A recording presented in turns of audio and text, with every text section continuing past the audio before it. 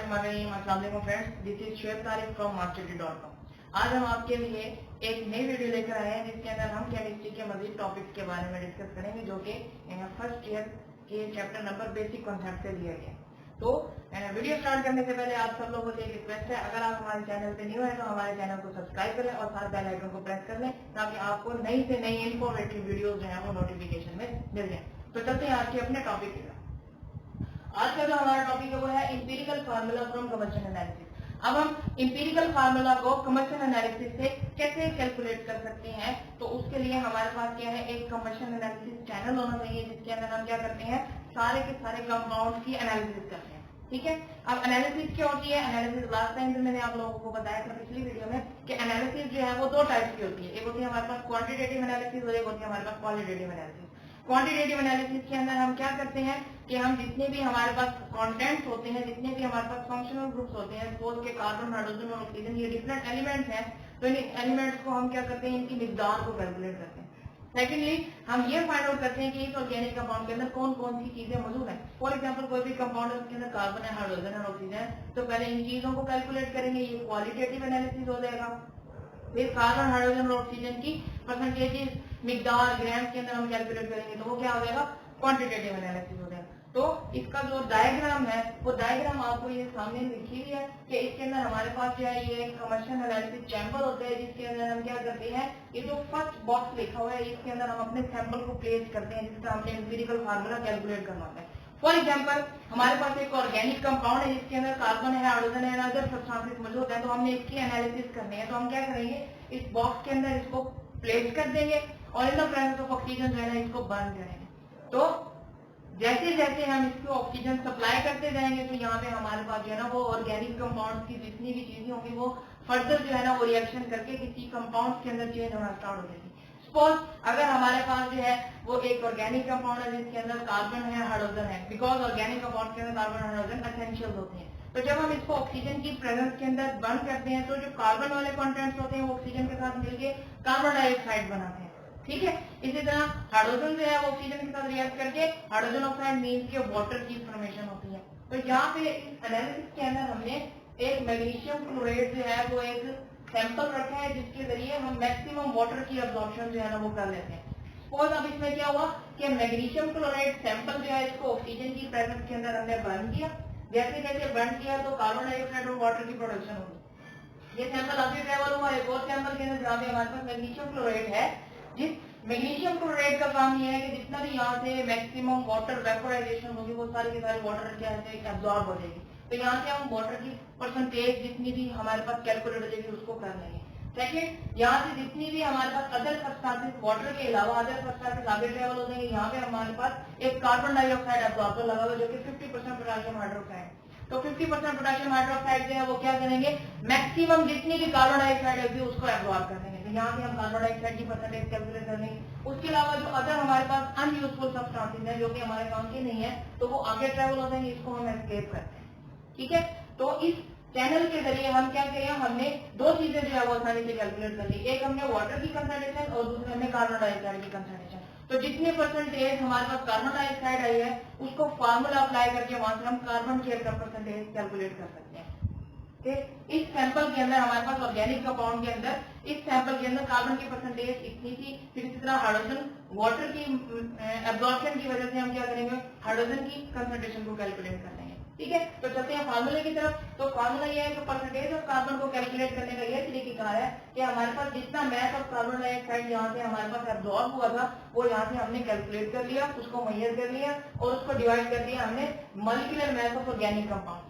Molecular math of organic compound क्या है कि यानी कि जो हमने सैंपल प्लेस किया था उसको पहले हमने मेजर कर लिया कि वो 35 ग्राम है, 5.6 ग्राम है, समथिंग लाइक दैट। तो वहां से हमारे पास मैथ ऑफ ऑर्गेनिक कंपाउंड है।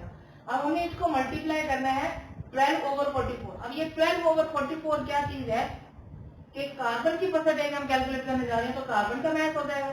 ठीक है, डिवाइड कर दिया हमने इस कार्बन डाइऑक्साइड के मोलर मैथ से, तो ये कार्बन डाइऑक्साइड का मोलर मैथ 44 ग्राम होता है। तो ये परसेंटेज कैलकुलेट करने के लिए इसको 100 से मल्टीप्लाई करें। तो ये चीजें हैं जो आपने फॉलो करनी है, इससे हमें percentage of carbon dioxide calculate हो जाएगी। सिमिलरली हमें परसेंटेज ऑफ हाइड्रोजन भी कैलकुलेट हो जाएगी, लेकिन यहाँ पे हमें कार्बन डाइऑक्साइड की जगह वाटर लिखेंगे और यहाँ पे कार्बन के मैस की बजाय हम किसका मैस लिखेंगे, वाटर का, जितने हाइड्रोजन का जितना मैस है डिवाइड कर देंगे वाटर के मैस से।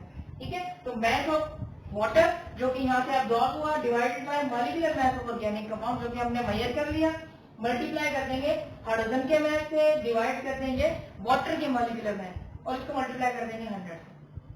ठीक है, तो ये है हमारे पास कार्बन डाइऑक्साइड और हाइड्रोजन से हम क्या करेंगे, कार्बन और हाइड्रोजन की परसेंटेज को कैलकुलेट कर देंगे। सिमिलरली अब ऑक्सीजन की परसेंटेज कैसे कैलकुलेट करेंगे, तो हमारे पास जो टोटल परसेंटेज होती है वो 100 में से होती है। तो हम क्या करते हैं कि जितनी हमारे पास परसेंटेज है वो कार्बन डाइऑक्साइड की प्लस उसमें ऑक्सीजन की परसेंटेज को कैलकुलेट करके 100 में से माइनस करेंगे तो ऑक्सीजन की परसेंटेज। ठीक है, तो परसेंटेज ऑफ ऑक्सीजन कितना होगा, 100 minus percentage of carbon plus percentage of oxygen. यहाँ से दोनों की जो परसेंटेजेस हमारे पास कैलकुलेट होंगी उनको हम प्लस कर लेंगे और 100 में से माइनस कर देंगे, तो हमारे पास आसानी से क्या हो जाएगी, परसेंटेज ऑफ ऑक्सीजन कैलकुलेट हो जाएगी। तो जब हमारे पास परसेंटेज कैलकुलेट हो जाएगी तो नेक्स्ट जो है वो हम स्टेप्स को फॉलो करते जाएंगे। स्टेप्स को फॉलो करते करते हम एम्पिरिकल फार्मूला रखते जाएंगे। अब वो स्टेप्स कौन से हैं वो मैंने लास्ट वीडियो में भी बताए थे। एक एग्जांपल डिस्कस करते हैं जिसमें ये स्टेप्स जो है ना वो फॉलो हो रहे हैं। तो चलते हैं अपने एग्जांपल की तरफ। अब एग्जांपल जो हमारे पास मौजूद है, इस एग्जांपल के अंदर हमारे पास जो है ना एक मैथ ऑर्गेनिक कंपाउंड जो है जो कि कंबशन एनालिसिस के अंदर डिकम्पोज किया है, जिसके जरिए हमारे पास कार्बन डाइऑक्साइड और वाटर की जो कंसंट्रेशन है वो ये कैलकुलेटेड होगी। तो मैथ ऑफ ऑर्गेनिक कंपाउंड 0.5439 है। इसी तरह मैथ ऑफ कार्बन डाइऑक्साइड कितना कैलकुलेट हो गया, हमारे पास 1.039 ग्राम और मैथ ऑफ वाटर 0.6369 ग्राम। ठीक है, तो हमें अब ये बताया गया कि आपने एम्पिरिकल फार्मूला कैसे कैलकुलेट करना है। तो यहाँ पे हमारे पास mass of organic compound, mass of carbon dioxide, mass of oxygen मौजूद है। हम इस फार्मूले को यूज करते हुए हम एम्पिरिकल फार्मूला को कैलकुलेट करते हैं। तो चलते हैं इसके सोल्यूशन की तरफ। तो सबसे पहले हम यहाँ पे एलिमेंट्स हैं, तो एलिमेंट्स की सबसे पहले परसेंटेज कैलकुलेट करते हैं। तो परसेंटेज कैसे कैलकुलेट करते हैं, ये फार्मूला हमारे पास मौजूद है। इसके अंदर हमारे पास मैथ ऑफ कार्बन डाइऑक्साइड, ठीक है, परसेंटेज ऑफ कार्बन कैलकुलेट करने के लिए कार्बन डाइऑक्साइड ऑर्गेनिक कंपाउंड को मैं 12 और 44 मल्टीप्लाई बाय 100। अब यहाँ पे हम गौर से देखें तो कार्बन डाइऑक्साइड का मैथ कितना है, हमारे पास ये गिवन है, तो इसको हम डिवाइड कर देंगे ऑर्गेनिक कंपाउंड के मैथ से। ठीक है, और ये चीजें एज सच जो है वो हमने यहाँ लिखी है। तो ये देखिए कार्बन डाइऑक्साइड की परसेंटेज को कार्बन की परसेंटेज को कैलकुलेट करने के लिए ये फार्मूला अपनाएंगे। ठीक है, तो इसको इससे मल्टीप्लाई करके कैलकुलेट करेंगे तो ये हमारे पास परसेंटेज आ जाएगी कार्बन की ऑर्गेनिक कंपाउंड। ठीक है, नेक्स्ट जो है वो हमारे पास हाइड्रोजन है। तो हाइड्रोजन की करने के लिए हमारे पास क्या होगा, हाइड्रोजन का मैथ वाटर का मैथ डिवाइड कर देंगे ऑर्गेनिक कंपाउंड के मैथ से, मल्टीप्लाई करेंगे उसको, यहाँ पे होगा हाइड्रोजन का मैथ 2.016 और उसको हम डिवाइड कर देंगे किस चीज से, वाटर के मॉलिक्यूलर मैथ। ठीक है, तो ये यहाँ पे इस चीज से कैलकुलेट होने के बाद परसेंटेज है हमारे पास 13.11। ठीक है, नेक्स्ट ऑक्सीजन की परसेंटेज कैसे कैलकुलेट करेंगे, तो ऑक्सीजन की परसेंटेज को कैलकुलेट करने के लिए हमारे पास एक फार्मूला है कि दोनों परसेंटेजेस जो कि कार्बन और हाइड्रोजन की उसको प्लस करके माइनस कर देंगे 100 से, तो ये हमारे पास परसेंटेज ऑफ ऑक्सीजन आ गया। तो इंपीरिकल फार्मूला कैलकुलेट करने का जो फर्स्ट स्टेप होते हैं वो होते हैं परसेंटेज कैलकुलेट करना। नेक्स्ट स्टेप जो है वो हमारे पास होता है कि हम उसका ग्राम एटम्स कैलकुलेट करते हैं, मींस के number of moles of carbon, hydrogen और ऑक्सीजन को कैलकुलेट करते हैं। तो किसी भी चीज के नंबर ऑफ मोल्स को कैलकुलेट करने का फार्मूला होता है नंबर ऑफ मोल्स, यानी कि परसेंटेज उसको डिवाइड कर देते हैं उसके मॉलिक्यूलर मैथ से। ठीक है, तो ये हमारे पास परसेंटेज है, उसको डिवाइड कर दिया। अब कार्बन है तो 12 से डिवाइड कर देंगे क्योंकि कार्बन का जो मॉलिक्यूलर मैथ है वो 12 है, तो यहाँ से ये परसेंटेज आ जाएगी कार्बन की। नंबर ऑफ ग्राम एटम्स आ जाएंगे कार्बन के। नेक्स्ट 13.11, यहाँ से हम इसको डिवाइड कर देंगे हाइड्रोजन के मैथ। ठीक है, इसी तरह यहाँ से 34.11 ऑक्सीजन है तो ऑक्सीजन के मैथ इसको डिवाइड करके ये नंबर ऑफ ग्राम एटम्स आ गए। तो हमारा सेकंड स्टेप भी कंप्लीट हो गया। थर्ड स्टेप में हमने क्या करना है कि जो सबसे स्मॉलेस्ट मोल रेशियो आ जाती है उससे हम सबको डिवाइड कर देते हैं। अगर हम यहाँ देखें तो 4.34, 12.13 एंड 2.17, तो 2.17 जो है वो सबसे smallest number of moles of ratio है, तो हम इस सबसे तीनों को जो है वो डिवाइड करते हैं। तो नेक्स्ट स्टेप में ये कार्बन, हाइड्रोजन, ऑक्सीजन की परसेंटेजेस है। ठीक है, तो हमने सबसे स्मॉलेस्ट मोलर रेशियो से इसको क्या किया, डिवाइड कर दिया। तो हमारे पास एक सिंपलेस्ट रेशियो आ जाती है 261, ये एक हमारे पास सिंपलेस्ट होल नंबर रेशियो है। तो यही हमारे पास क्या है, एम्पिरिकल फार्मूला है। ठीक है, तो इस तरह इस एग्जांपल्स को देख के और इस मेथड्स को लेके हम क्या कर सकते हैं, किसी भी ऑर्गेनिक कंपाउंड का इंपीरिकल फार्मूला आसानी से कैलकुलेट कर सकते हैं।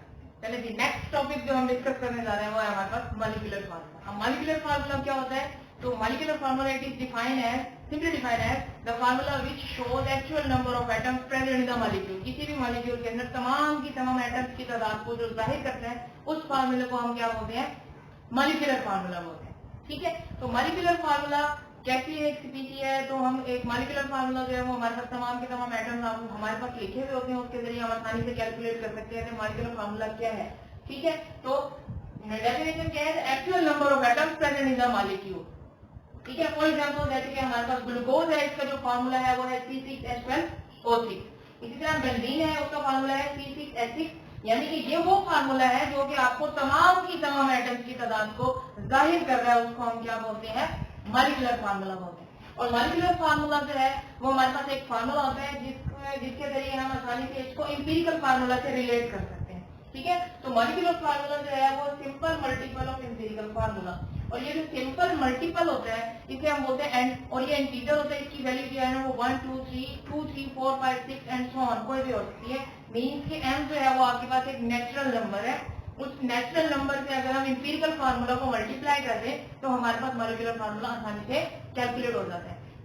ठीक है, और इस इंटीजर को हम एक रेशो में भी डिफाइन कर सकते हैं कि तो ये हमारे पास रेशो है molecular formula to empirical formula. ठीक है, मींस अगर हमें कैलकुलेशन करनी हो, हमें इंपीरिकल फार्मूला गिवन हो और मॉलिक्यूलर फार्मूला हमने कैलकुलेट करना हो, तो हम कैसे कैलकुलेट कर सकते हैं, ये फार्मूला यूज करके हम मॉलिक्यूलर फार्मूला के जरिए इंपीरिकल फार्मूला कैलकुलेट कर सकते हैं, और इंपीरिकल फार्मूला के जरिए हम मॉलिक्यूलर फार्मूला को आसानी से कैलकुलेट कर सकते हैं। तो एक एग्जांपल है, उसको डिस्कस करते हैं, तो ये चीज भी हमें आसानी से क्लियर हो जाएगी। तो चलते हैं अपने एग्जांपल की तरफ। एग्जांपल नंबर 5 जो है वो हमारे पास गिवन है, उसका जो डाटा है वो डाटा ये है कि आपके पास एक ऑर्गेनिक कंपाउंड है जिसका मॉलिक्यूलर मास जो है वो 110.15 ग्राम पर मोल, और इसके अंदर हमारे पास परसेंटेज, इस कंपाउंड को हमने बर्न किया हमारे पास परसेंटेज ऑफ कार्बन, हाइड्रोजन और ऑक्सीजन जो है ना वो रिस्पेक्टिवली आ गए हैं। तो परसेंटेज ऑफ कार्बन हमारे पास कितनी है, परसेंटेज ऑफ हाइड्रोजन जो है हमारे पास 5.50, और इसी तरह परसेंटेज ऑफ ऑक्सीजन जो है वो 29.06 है। ठीक है, तो हमने क्या कैलकुलेट करना है, इंपीरिकल फार्मूला कैलकुलेट करना है, और दूसरा हमने मॉलिक्यूलर फार्मूला भी कैलकुलेट करना है। मीन्स कि हम सबसे पहले क्या करेंगे, इंपीरिकल फार्मूला को कैलकुलेट करेंगे, उसके 5 स्टेप्स हैं, 5 स्टेप्स को फॉलो करके हम क्या करेंगे, इंपीरिकल फार्मूला कैलकुलेट करेंगे। फिर उस इंपीरिकल फार्मूला को यूज करते हुए हम मॉलिक्यूलर फार्मूला कैसे कैलकुलेट करते हैं, वो हमारा जो है ना वो इसके अंदर एक इम्पोर्टेंट टॉपिक है। तो फर्स्ट जो हमारे पास स्टेप है वो ये है कि परसेंटेज कैलकुलेट करना। सेकंड स्टेप हमारे पास क्या है, नंबर ऑफ ग्राम्स एटम। तो number of grams atom calculate करने, परसेंटेजेस हमें ऑलरेडी फाइंड है, डाटा के अंदर मौजूद है। तो परसेंटेजेस को हम डिवाइड कर देंगे मॉलिक्यूलर मास से। जिस चीज की हमने परसेंटेज कैलकुलेट करनी है, कार्बन है तो कार्बन के एटॉमिक मास है, हाइड्रोजन है तो हाइड्रोजन, ऑक्सीजन है तो ऑक्सीजन की। तो ये यहाँ से हमारे पास number of gram atom calculate हो गए। तो नंबर ऑफ ग्राम एटम हमारे पास इजीली कैलकुलेट हो गए, 5.45, 5.45 एंड 1.82। ठीक हो गया, तो नंबर ऑफ ग्राम एटम्स को कैलकुलेट कर लिया। फिर हमने क्या करना है, नेक्स्ट स्टेप की तरफ जाना है, जिसमें हम सबसे स्मॉलेस्ट रेशियो जो होती है मोल्स की, उससे सबको डिवाइड कर देते हैं। ठीक है, तो यहाँ पे रेशियोज आ गई है कि इसको सबसे स्मॉलेस्ट रेशियो जो है वो हमारे पास 1.82 है, उससे सबको डिवाइड कर दिया।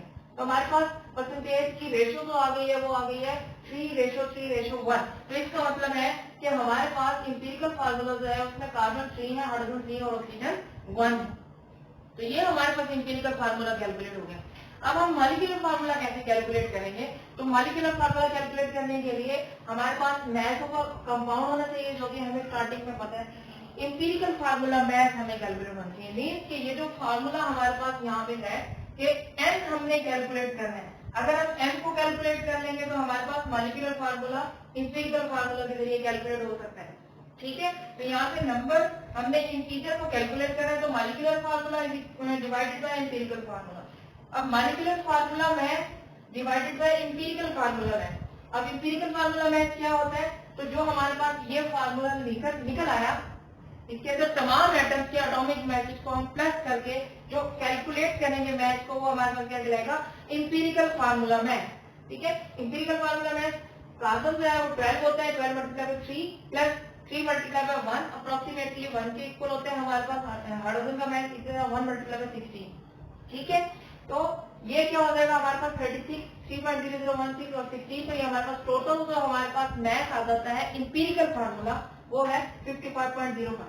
ठीक है, तो ये हमारे पास मॉलिक्यूलर फार्मूला मैथ है, ये इंपीरिकल फार्मूला मैथ है। इन दोनों को डिवाइड करेंगे तो हमारे पास n इंटीग्रल आ जाएगा। तो n को कैलकुलेट कर लिया, इस n को जो है वो हम क्या करेंगे, इस फार्मूले के अंदर पुट करके इंपीरिकल फार्मूला से मल्टीप्लाई करेंगे तो हमारे पास मॉलिक्यूलर फार्मूला। ठीक है, तो यहाँ पे हमारे पास simple molecular formula is equal to n multiply by empirical formula. अब इंपीरिकल फार्मूला है C3H3O और इसको 2 से मल्टीप्लाई करेंगे तो ये 2 3 6, 2 3 6 एंड 2 1 मल्टीप्लाई बाय 2। ठीक है, तो 2 को 1 से मल्टीप्लाई करेंगे तो आंसर 2 आएगा। तो ये हमारे पास मॉलिक्यूलर फार्मूला जो है वो आसानी से कैलकुलेट हो गया। तो ये एग्जांपल जो थी इसमें हमें ये पता चला कि अगर हमें कोई भी कंपाउंड दे दिया जाए तो इंपीरिकल फार्मूला कैलकुलेट करते हुए हम मॉलिक्यूलर फार्मूला भी आसानी से कैलकुलेट कर सकते हैं। नेक्स्ट टॉपिक जो हम डिस्कस करने जा रहे हैं वो है हमारे पास मोल। अब मोल क्या होता है, तो मोल किसी भी चीज, किसी भी क्वांटिटी को जो है ना वो हम मेजर करते हैं इन टर्म्स ऑफ ग्राम। ठीक है, तो हमारे पास कोई भी अगर क्वांटिटी एक्सपोज कर ले, हमारे पास हाइड्रोजन है या हमारे पास कोई भी कार्बन डाइऑक्साइड है या फिर हमारे पास कोई वाटर है, मीन्स के हम मोल्स को कैसे डिफाइन कर सकते हैं। तो अगर आपके पास कोई भी एलिमेंट है, ठीक है, तो उसका हमारे पास मैथ होगा, उसको हम ग्राम्स में रिप्रेजेंट करेंगे। सिमिलरली हमारे पास कोई मॉलिक्यूल है तो उसका मॉलिक्यूलर मैथ हो जाएगा। सिमिलरली हमारे पास एक फार्मूलर यूनिट्स होते हैं। तो जितने भी हमारे पास कोई एलिमेंट है या मॉलिक्यूल है या हमारे पास फार्मूलर यूनिट्स है, इन सब के एटॉमिक मैसेज को अगर हम ग्राम्स में रिप्रेजेंट करें तो वो हमारे पास इक्वल होता है 1 मोल की। ठीक है, तो mole is defined as the atomic mass, molecular mass and formula mass of atom, molecule और formula units expressed in grams. ठीक है, यानी कि आपको ये डेफिनेशन ये चीज बता रही है कि एटॉमिक मैथ किस चीज का हो, आपका किसी एटम का हो। ठीक है, इस तरह मॉलिक्यूलर मैथ जो किस चीज का होना चाहिए, आपके पास किसी मॉलिक्यूल का होना चाहिए। और फार्मूला मैथ जो है वो किसका होना चाहिए, फार्मूला यूनिट्स का, जिसको आप एक्सप्रेस करेंगे ग्राम्स में, तो हमारे पास क्या हो जाएगा 1 मोल हो जाएगा। ठीक है, और मोल्स को कैलकुलेट करने का एक आसान फार्मूला होता है जिसमें हम क्या करते हैं, मोल्स को कैलकुलेट करने के लिए जो हमारे पास मैथ ऑफ एलिमेंट होता है, ठीक है, उसको हम डिवाइड कर देते हैं मॉलिक्यूलर मैथ ऑफ एलिमेंट में। ठीक है, अगर एलिमेंट है तो math of element divided by molecular math of element. इसी तरह अगर हमारे पास मैथ ऑफ मॉलिक्यूल होगा तो हम उसको डिवाइड कर देंगे molar math of molecular math. ठीक है, मोलर मैथ ऑफ मॉलिक्यूल। ठीक हो गया। नेक्स्ट आ जाएगा हमारे पास फार्मूला मैथ। तो जो भी हमारे पास फार्मूला यूनिट होगा उसका मैथ डिवाइडेड बाय हम कर देंगे जो कि फार्मूले से कैलकुलेट हो जाएगा, जिसको हम क्या बोलते हैं, formula math.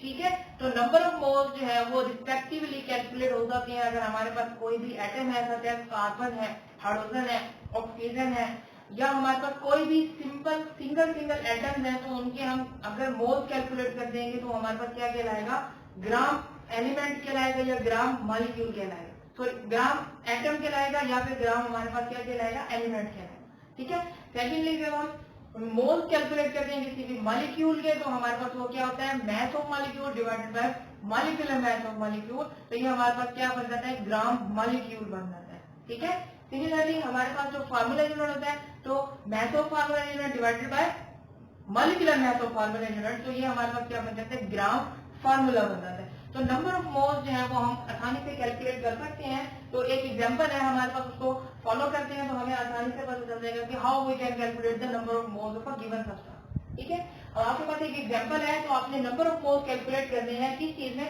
0.1 gram of sodium में। एक न्यूमेरिकल है आपके पास कि आपने नंबर ऑफ मोल्स कैलकुलेट करने हैं 0.1 gram of sodium, and second जो है वो हमारे पास है 0.1 kg ऑफ सिलिकॉन। ठीक है, तो सबसे पहले हम कैलकुलेट करते हैं सोडियम। तो सोडियम का हमने जब मोल्स कैलकुलेट करने हैं तो गिवन मैथ डिवाइडेड बाय हम उसका मॉलिक्यूलर मैथ। अब सोडियम का है तो सोडियम एक सिंगल एटम है, तो उसका एटॉमिक मैथ जो है ना हम उसे डिवाइड कर देंगे तो हमारे पास नंबर ऑफ मोल्स आते हैं। तो यहाँ पे नंबर ऑफ मोल्स हमने कैलकुलेट करने हैं, मैथ जो है हमारे पास गिवन है 0.1 ग्राम। ठीक है, मोलर मैथ जो है वो सोडियम का 23 ग्राम होता है। ठीक है, तो हम 0.1 डिवाइड बाय 23, तो ये हमारे पास आ जाएंगे number of moles of sodium आ जाएंगे किस चीज से, 0.1 ग्राम के अंदर। तो ये हमारे पास आसानी से सॉल्व हो चुके हैं हमारे पास। नेक्स्ट जो है वो हमारे पास है 0.1 kg ऑफ सिलिकॉन। अब जब भी हम साइंटिफिक नोटेशन की बात करते हैं तो हम दोनों क्वांटिटीज को जो है या तो ग्राम में कैलकुलेट करते हैं या तो किलोग्राम में कैलकुलेट करते हैं। तो यहाँ पे हमारे पास 0.1 kg ऑफ सिलिकॉन है, तो इसका मतलब है हमने इसको या तो जो हमारे पास नंबर ऑफ मोल्स आएंगे उसको भी हम केजी में कन्वर्ट कर लें, या फिर हमारा ये इजी है कि हम क्या करें, जो मैथ गिवन है उसको ग्राम में कन्वर्ट करें। तो ये ज्यादा पॉसिबल होता है कि हम किसी भी चीज की क्वांटिटी को किलोग्राम से ग्राम में कन्वर्ट कर लें, तो हमारे लिए नंबर ऑफ मोल्स आसानी से कैलकुलेट हो जाए। ठीक है, तो इसी तरह मैथ जो है वो 0.1 kg इसको ग्राम में कन्वर्ट करेंगे तो 100 ग्राम हो जाएगा।